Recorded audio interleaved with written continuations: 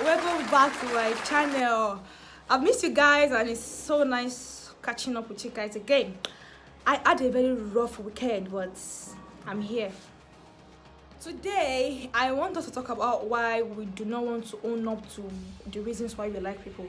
This is like my area of specialization. I have idea of how healthy relationships should look like. I know a little about relationships, but I do not really like talking about it because that's another tough another day.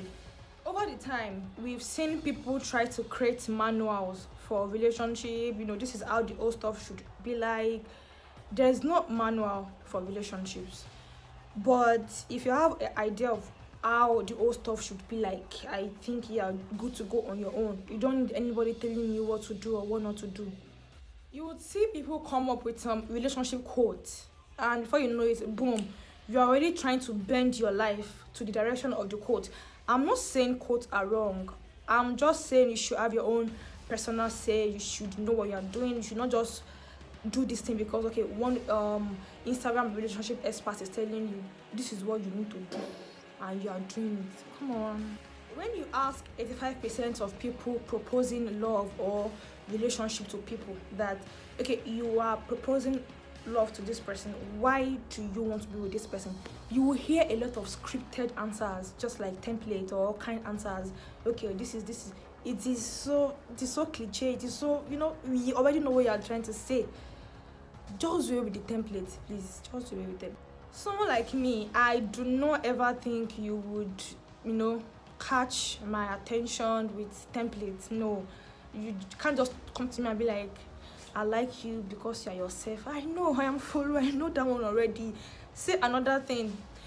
Sometimes I used to think my husband, I don't think he will ask me out or something because I don't know. We'll just bump into each other and be like, yes, this is my husband, because there's nothing you can say or all these templates you can use that I don't know. So just rest, I beg, rest. I realized people are not ready to be truthful to themselves. They don't want to stay true to themselves, and they are not ready to admit a whole lot of things. You'll be talking to somebody, then somebody will ask you, why do you like this person? Why do you like this girl? Why do you like this guy? You'll be like, because the person has inner beauty, inner character. Oh God, I have not seen inside of a person before. I don't know how people used to see it. The only time I've seen inside of a person was when I was in school and we were posted to a mortuary for posting, serious. So we got to the mortuary and they were working on the corpse. They were doing autopsy on a corpse. So I saw the inside of the person, the way the brain is, the way the breast was just like, you punched out something and the inner space is empty and stuff like that. So that is the only time I saw inner of a person. What are you saying? What are you talking about, bro? Now, driving back to my point, I am not saying you liking someone because their character is bad. I am just saying that most of the times we do not want to admit that we love them first because of their physical appearance. When you like someone and you want to make the likeness known and you want to get to know them and stuff, there are actually stages you can go through, and stay with me while we run through this together. Number one, you do internal check. This internal check actually work hand in hand with you liking the person. When you see somebody at first and they don't meet up to your physical criteria, there is no need for internal check. You should not have any business liking the person at first. Just leave them the fuck alone. If you like chubby people, please look into the direction of the chubby people. If you like slim people, please look into that direction. Don't go and be forcing somebody's son, somebody's daughter to be losing or adding weight with force, please. I'm begging you. After the criteria for this internal check had been met, that is when you try to get to know them more and enter this talking stage, like you people used to call it. At least something attracted you to that person at first, and that is how they look, and that is fine. So after then you want to know more about them and what they're carrying. Number two, the talking stage. This talking stage is actually the most crucial stage prior to entering a relationship. Please be very, very attentive and be observant. Don't be carried away by the other things, please. The fact that you are physically attracted to somebody does not mean you cannot back off while you don't see many red flags in this talking stage. This talking stage is where you get to, know them more, know what they do for fun, know how they handle stress, know if they're outspoken and can communicate very well. Then you know if you are to go ahead or back off.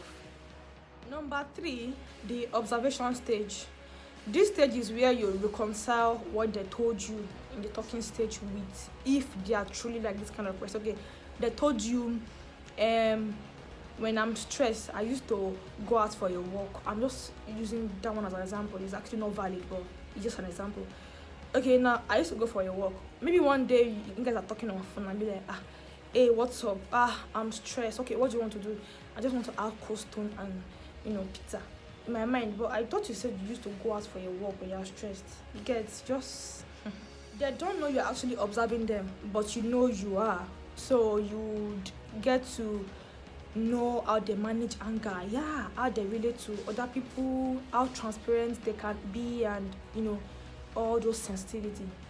Stage number 4 is reaching a compromise.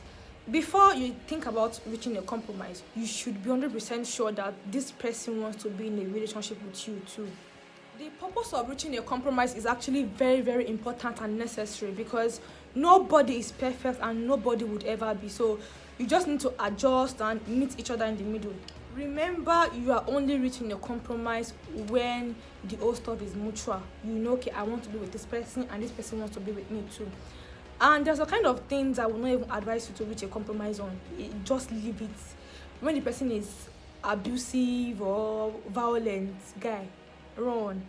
If you are this person that loves to communicate and you want to make how you feel known all the time, and the person is kind of invalidating how you feel and stuff like that, the person is not even ready to communicate and always giving silent treatment, guy, run. That being said, about what you don't even need to reach compromise on, because you will suffer at the end, you don't need to force it.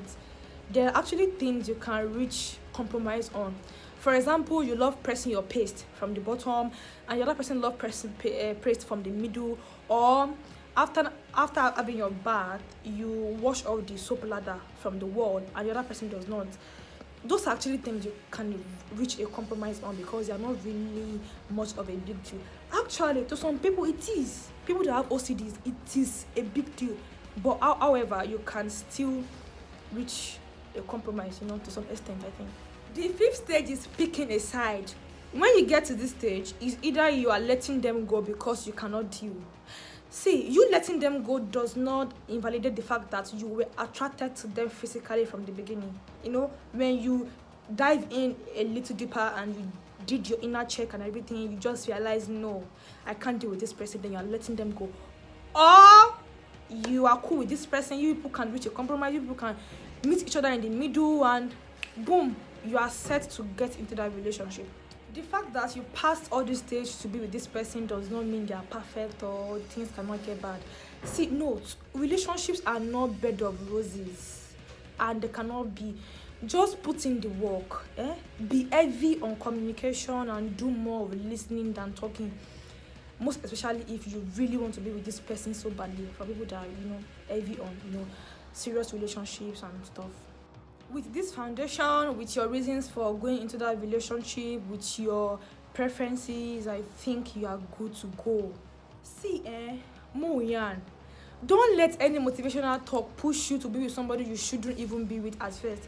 Anytime person talk near you, say inner beauty are the only thing where you need to consider before you enter a relationship. Abeg, just give them uppercut on my behalf. Tell them say na me send you. I'll just round up this whole topic by telling you not to allow anybody bully you into doing what they feel is right. You know what you want, just go for it.